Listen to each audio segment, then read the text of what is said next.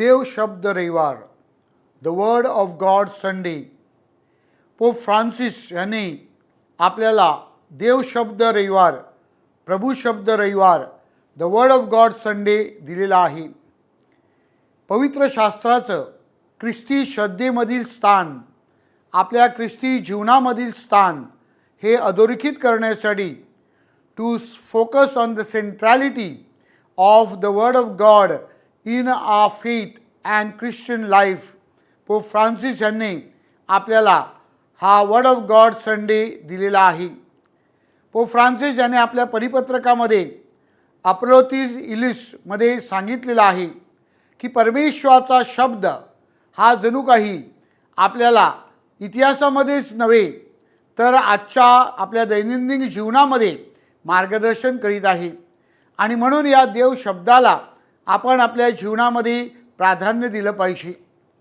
परमेश्वराचा शब्द हा जणू काही पेपरावरील शाही नसून it is not just merely ink on the paper, but it is a voice echoing through history and into the present world. म्हणजेच परमेश्वराचा शब्द इतिहासामध्ये आणि आज देखील आपल्या जीवनामध्ये महत्त्वाचा आहे हेच आपल्याला दाखवलेलं आहे. आणि म्हणून परमेश्वराचा शब्द हा दूर नाही, परमेश्वराचा शब्द शांत नाही, तर परमेश्वराचा शब्द आपल्या जीवनामध्ये जिवंत आहे.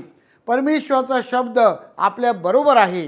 The word of God is with us. आणि म्हणून आपण या परमेश्वराच्या शब्दाच्या जणू काही जवळ जावे आणि या परमेश्वराच्या शब्दावर आपण चिंतन करावं, यासाठी प्रभू शब्द रविवार आपल्याला दिलेला आहे. आज आपल्या कानावर असंख्य आवाज ऐकू येतात.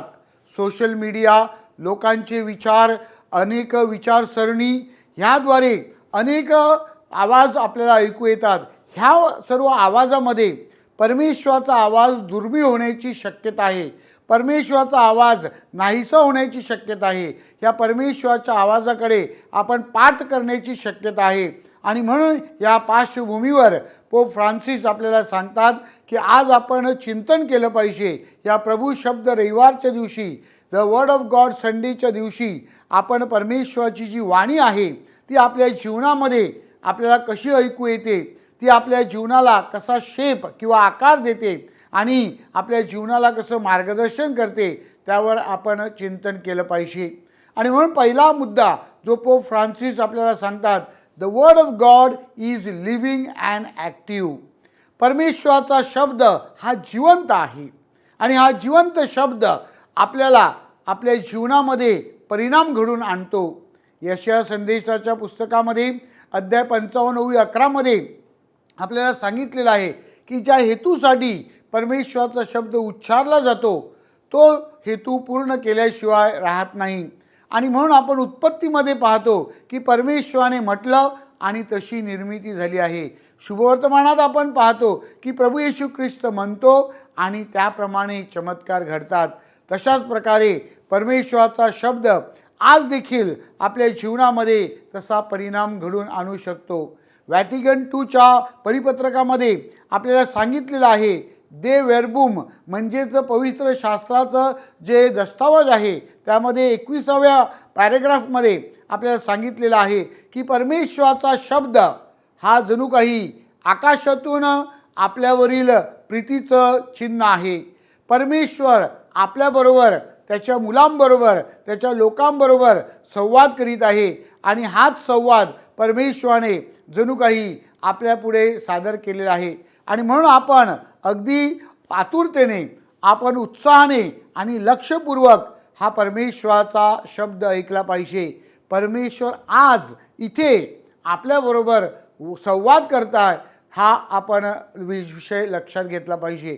दुसरा मुद्दा जो आपल्याकडे आहे तो म्हणजे परमेश्वराचा शब्द ह्याने देह धारण केलं. योहानाच्या शुभवर्तमानामध्ये अध्याय 1:14 आपल्याला सांगितलेलं आहे की परमेश्वराचा शब्द हा जणू काही ख्रिस्तामध्ये आपल्यामध्ये परमेश्वराचा पुत्राच्या रूपाने आलेला आहे आणि तो जिवंत शब्द आहे. तो आपल्या सर्वांना जणू काही परमेश्वराचं प्रकटीकरण करत आहे. संत अगस्टीन आपल्याला म्हणतात की नवा करार हा जुन्या करारामध्ये दडलेला आहे आणि जुना करार नव्या कराराविषयी आपली तयारी करीत आहे. त्याच अनुषंगाने सर्व जे शुभवर्तमान आहेत किंवा सर्व पवित्र शास्त्र आहे, देवाचा शब्द आहे, बायबल जे आहे ते प्रभू येशू ख्रिस्त कोण आहे याची आपल्याला शिकवण देतात. आणि ह्या जिवंत शब्दाच्या जेव्हा आपण प्रेमात पडतो तेव्हा निश्चितच हा जिवंत शब्द आपल्या जीवनामध्ये परिणाम घडवून आणू शकतो. आणि म्हणून या जिवंत शब्दाला आपण आपल्या जीवनामध्ये कार्य करण्यासाठी संधी दिली पाहिजे. या जिवंत शब्दाद्वारे आपण आपल्या जीवनाची जडणघडण केली पाहिजे. याकोब आपल्या पत्रामध्ये आपल्याला बोध करताना म्हणतात की परमेश्वराच्या वचनाप्रमाणे आचरण करणारे राहा. केवळ परमेश्वराच्या वचनावर चिंतन करणारे असू नका, तर परमेश्वराच्या वचनानुसार जेव्हा आपण आचरण करतो तेव्हा निश्चितच परमेश्वराचा शब्द आपल्याला कृती करण्यासाठी आमंत्रित करते.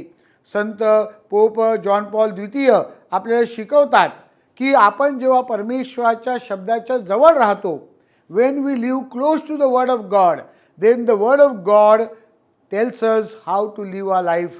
परमेश्वराचा शब्द आपलं जीवन कसं जगावं याविषयी आपल्याला मार्ग दाखवतो, त्याविषयी आपल्याला बोध करतो. आणि म्हणून आपण ह्या परमेश्वराच्या शब्दाबरोबर आपलं नातं काय आहे त्यावर चिंतन करण्याचा प्रयत्न करूया. देव शब्द रविवार आपल्याला जणू काही ही शिकवण देत आहे की या परमेश्वराच्या शब्दाबरोबर आपण एक चांगलं नातं निर्माण केलं पाहिजे. कशा प्रकारे आपण हे नातं निर्माण करू शकतो, तर त्यासाठी पोप फ्रान्सिस आपल्याला एक मार्ग सांगतात. पोप फ्रान्सिस आपल्याला सांगतात, take the Bible and read it and there you will find Jesus. म्हणजेच परमेश्वराचा शब्द आपण घेतला, त्याचं वाचन केलं, त्यावर चिंतन केलं तर आपल्याला ख्रिस्त सापडतो. आणि हाच ख्रिस्त आपल्याला आपल्या जीवनामध्ये मार्गदर्शन करतो. ह्याच ख्रिस्ताचे आपण साक्षीदार बनतो. परमेश्वराचा शब्द आपल्या जीवनामध्ये परिणाम घडवून आणण्यासाठी आपल्याला अनुवादच्या पुस्तकामध्ये अध्याय 6 ओवी 6 ते 7 मध्ये सांगितलेलं आहे की परमेश्वराचा शब्द आपण हृदयामध्ये स्वीकारला पाहिजे.